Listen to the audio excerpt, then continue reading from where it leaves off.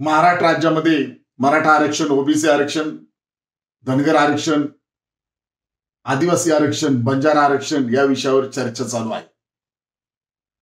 महाराष्ट्र राज्याचे माननीय मुख्यमंत्री यांनी एका वाहिनीला मुलाखत दिली। या मुलाखतीमध्ये त्यांनी सांगितलं की आम्ही लवकरच एससी मध्ये 2-3 महिन्यामध्ये अनुसूचित जातीमध्ये वर्गीकरण करणार आहोत आणि यासाठी त्यांनी गेल्याच वर्षी समिती सुद्धा 1 सदस्यीय नेमलेली आहे। माननीय निवृत्त न्यायाधीश आनंद बदर यांच्या अध्यक्षतेखाली ही समिती नेमलेली आहे।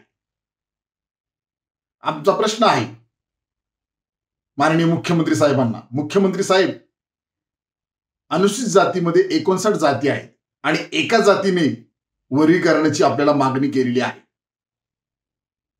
आणि एका जातीचा आपण ऐकून 1 सदस्यीय समिती नेमलेली आहे। आमचा प्रश्न आहे की 59 जाती आहे, आपण सर्वांना विश्वासात घ्यायला पाहिजे होतं, आपण घेतलेले दिसत नाही।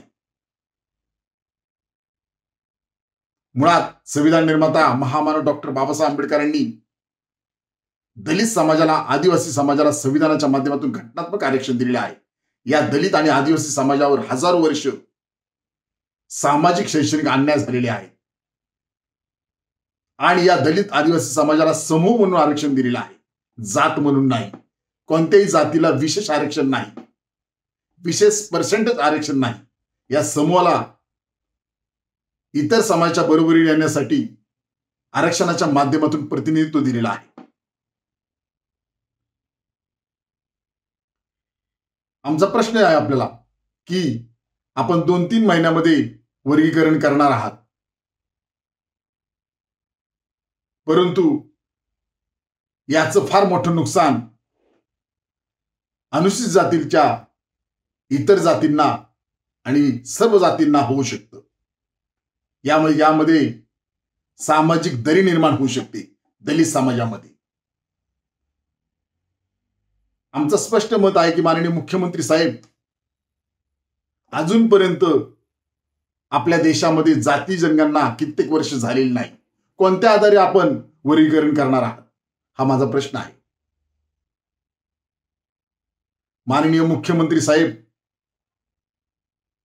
मागासवर्गीय समाजामध्ये फूट पडू देऊ नका, कारण यांचे सामाजिक विषय आणि आर्थिक विषय आणि शैक्षणिक विषय एकच आहेत।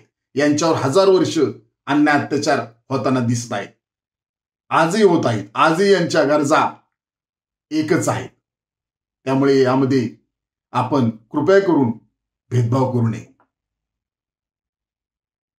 महाराष्ट्र राज्याचे माननीय मुख्यमंत्री देवेंद्र फडणवीस साहेब, आम्ही आपणास मागणी करत आहे की त्वरित ही जी आपण वर्गीकरणासाठी, एससीच्या वर्गीकरणासाठी समिती गठीत केलेली आहे, ही समिती तत्काळ रद्द करण्यात यावी।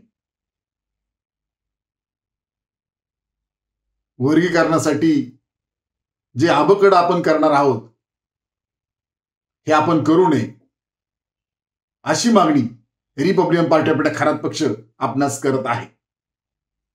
आदि शक्ती तू जयोस्तुते, आदि शक्ती तू जयोस्तुते।